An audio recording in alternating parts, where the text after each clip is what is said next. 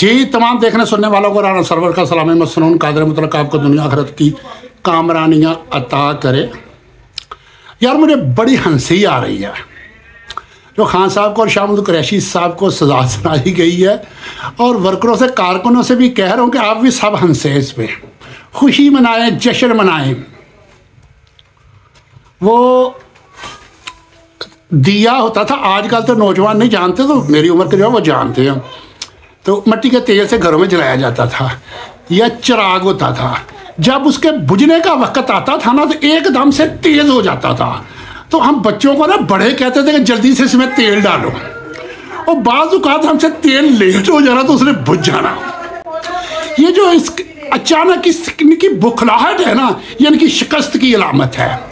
इन्होंने अतवार वाले दिन की रैलियों को तस्लीम कर लिया है, इनको अपनी शिकस्त का यकीन हो गया है, लेकिन ये नहीं जानते ये बैलेट पेपर करोड़ों छुपवा लें, ये इलेक्शन के लिए जो कर सकते हैं कर ले। हमारे गुजरावाला के अंदर उम्मीदवारों के डेरों पे, उनके दफ्तरों में तोड़ फोड़ की गई है, सारा कुछ तोड़ दिया है। क्या हो जाएगा यार, गोए पनिया वैर नहीं मुकते, ये पंजाबी की मिसल मशहूर है।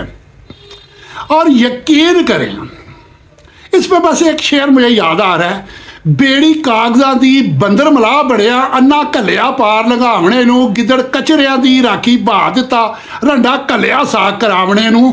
ये केस की हालात है। अगर ज़ियाउल हक ने जुल्फ़िकार अली भुट्टो को फांसी दी थी तो उसका मैं एक पॉइंट बताता हूँ। मैं खुद एक कानून का स्टूडेंट हूँ। उनको 120B के तहत दी गई थी, 109 के तहत भी। उसका मतलब होता है किसी काम को करवाना। अगर बाप बेटे को कहता है इसे कत्ल कर दो, तो वो हुक्म में आ जाता है, वो मशवरे में नहीं आता, वो हुक्म में आ जाता है, और उसकी कैपिटल पनिशमेंट बाप को मिलेगी। इसी तरह पार्टी का लीडर अपने वर्कर या कारकुन से कहता है तो कैपिटल पनिशमेंट उस लीडर को मिलेगी। जुल्फ़िकार अली भुट्टो पार्टी का चेयरमैन था, मुल्क का वजीर आजम था। उसने जब वर्करों को कह के कत्ल करवाया तो ये उनकी बैक पे था, इस बुनियाद पे उसे फांसी सुनाई गई थी, और पूरे ट्रायल का उनको मौका दिया गया था, हर तरह का और हर तरीके से।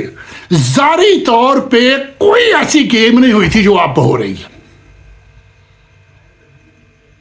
बेशुमार इस तरह की बेशुमार काल-उदम जमातों के केसों की PLDयां मौजूद हैं, उनके साथ भी ऐसा होता था।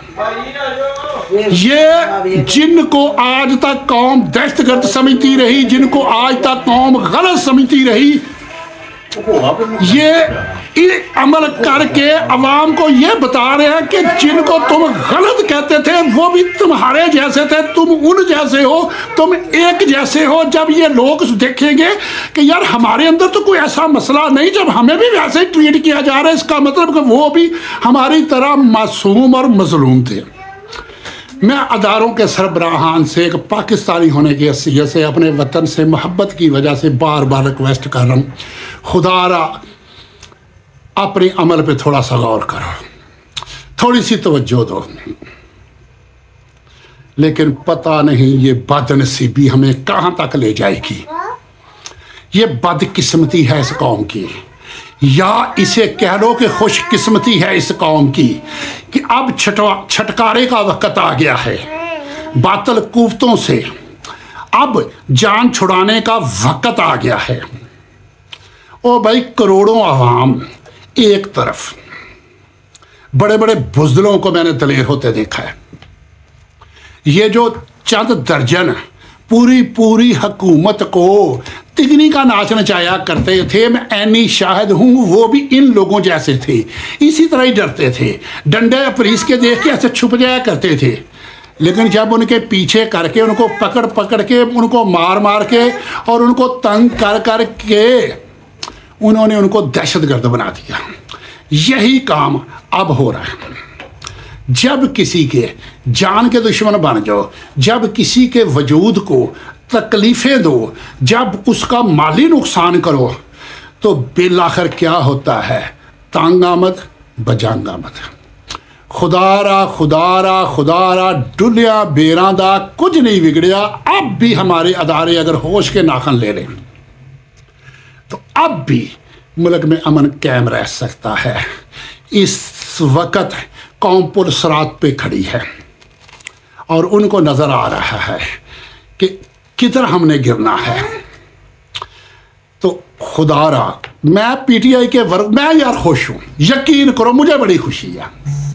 अगर ये अच्छे तरीके से ट्रायल करते, अगर ये अच्छे तरीके से केस तैयार करते तो हो सकता है आने वाले दिनों में मुश्किलात आ जाती।